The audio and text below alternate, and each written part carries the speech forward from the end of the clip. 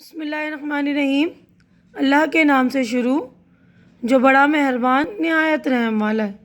السلام علیکم، میرے چینل میں آپ کا استقبال ہے۔ آج کی یہ ویڈیو تعلیم الاسلام کا تیسرا حصہ ہے۔ ہم نے پچھلی ویڈیوز میں جو ہے نماز کے شرائط کر دی ہیں، نماز کی جو ہے 5ویں شرط تک ہم نے کر دیا۔ آج کا جو ہمارا ٹاپک ہے نماز کی 6ٹھی شرط، تو پچھلی ویڈیوز آپ دیکھ لیں گے، اس میں نے 5 شرائط بیان کر دی ہیں الگ الگ ویڈیوز میں۔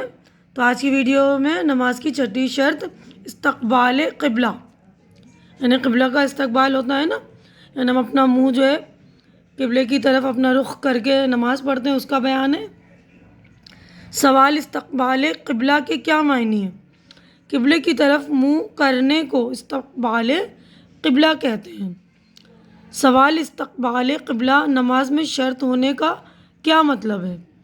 نماز پڑھتے وقت ضروری ہے کہ نماز پڑھنے والے کا منہ قبلے کی طرف ہو، یعنی ہم اپنا رخ جو ہے جب کھڑے ہوں تو ہمارا فرنٹ جو ہے قبلے کی طرف ہونا چاہیے۔ سوال: مسلمانوں کا قبلہ کیا ہے؟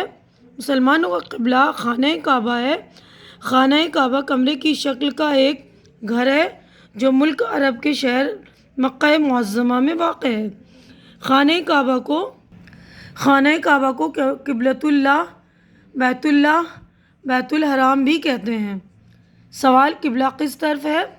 ہندوستان، برما، بنگال اور بہت سے ملکوں میں قبلہ پچھم کی طرف ہوتا ہے، پچھم کی طرف ہے، کیونکہ یہ تمام ملک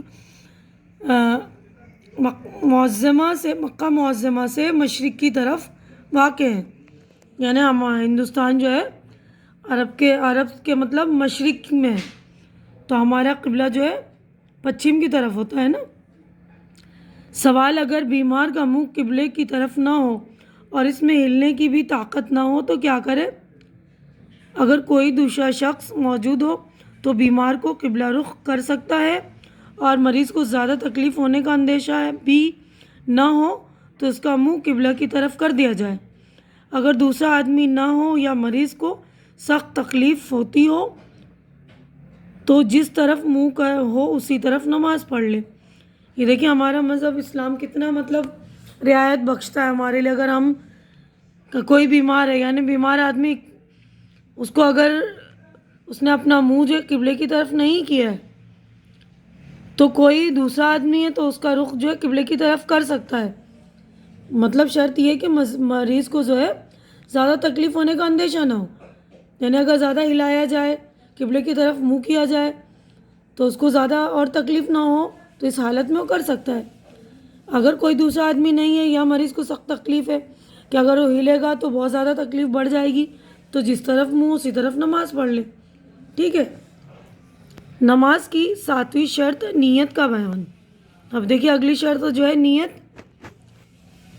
سوال: نیت سے کیا مراد ہے؟ نیت دل سے ارادہ کرنے کو نیت کہتے ہیں، یعنی ہم نے دل میں کسی چیز کے کرنے کا کر لیا کہ ہم یہ کریں گے، تو اسی ارادے کو کرنے کو نیت کہتے ہیں۔ سوال: نیت میں کس چیز کا ارادہ کرے؟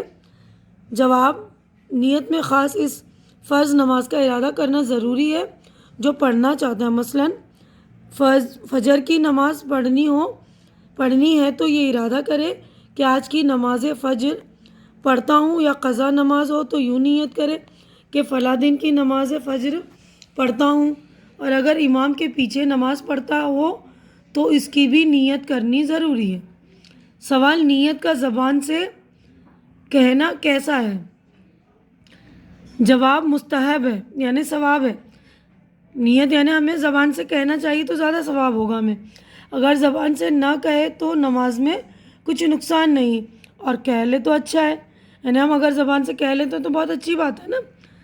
سوال: نفل نماز کی نیت کس طرح کرنی چاہیے؟ جواب: نماز نفل کی نیت اتنی کافی ہے کہ نماز نفل پڑھتا ہوں، نماز سنت اور تراویح کے لیے بھی اتنی ہی نیت کافی ہے۔